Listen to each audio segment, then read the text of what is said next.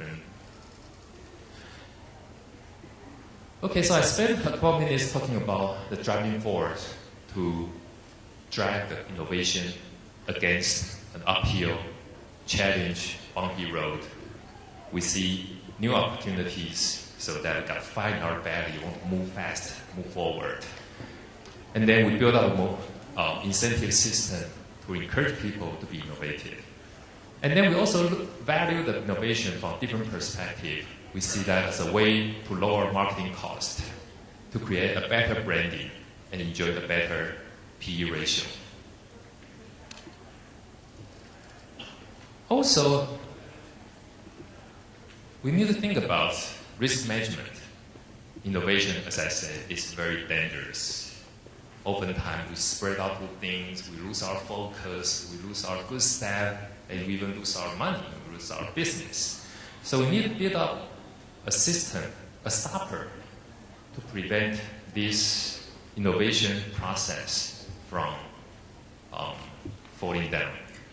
So I'd like to use a couple examples. First, risk management system. Innovation is not always romantic, it's not always rosy.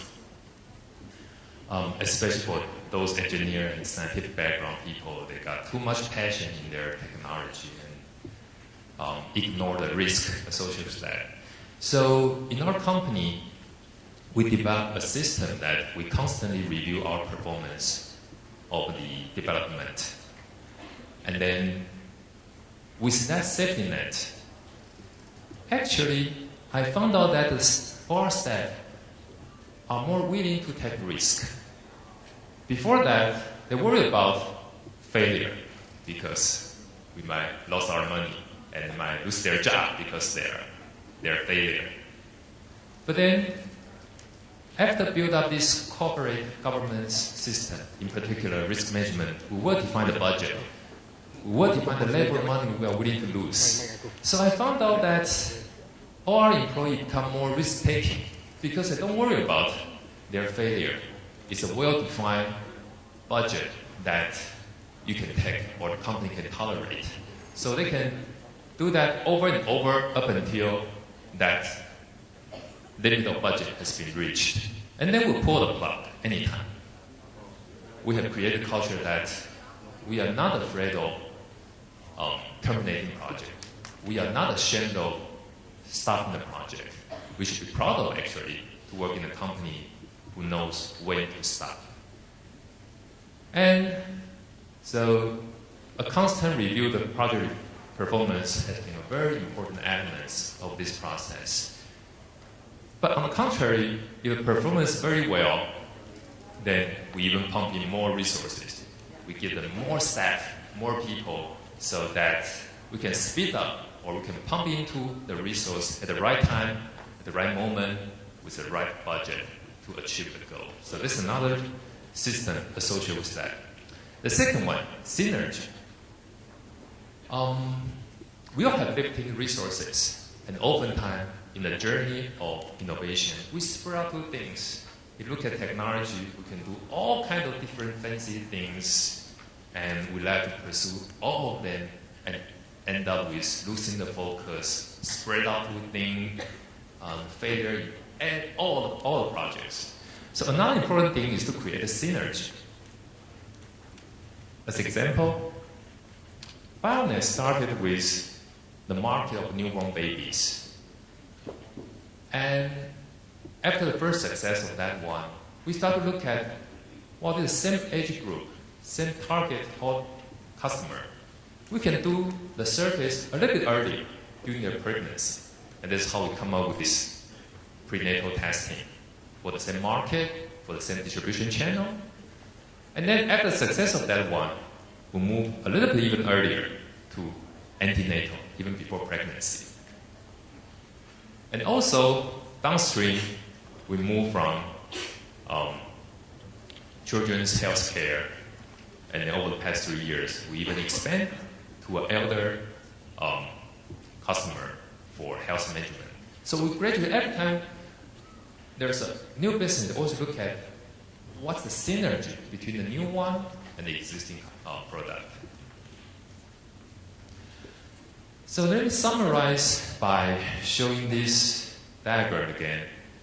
Before innovation, life is easy, moving on a very smooth road. And then once we kick off our innovation journey, it's full of danger and risk and moving upward, so that we build up a review system, constantly review our performance, and through these then do check action cycles, and then build up a force to drive the system moving upward by analyzing the market to see the opportunity that nobody else see, and give them an incentive to motivate the people, and also look at it from different angle of motivation, lower marketing costs, higher P ratio, and good brand characteristic or preference, and also more importantly, to do a good risk management, and don't be afraid of terminating project. Don't be ashamed of it. And meanwhile, create a synergy between your old existing business and the new products. Lastly, but actually very important, the culture. With all these theories that I mentioned, they were all about execution, but more importantly, try to build this innovation into our company's DNA or blood. Here's what we did. In our lobby of the new headquarters, we got 4-meter high calligraphy so that our staff walking every day will see these 2 sentences. The first one was to improve the quality of life by developing and commercializing the cutting-edge biotechnologies, so that everybody share that passion that this is our culture. We're going to explore the new frontier of biotechnology, but then with the core value of improving the quality of life. And the second one, we want to be creative. We want to be innovative. So here's what we say in our lobby, is to reach the place where nobody ever been to breathe the air where nobody ever touched. Thank you. Thank you.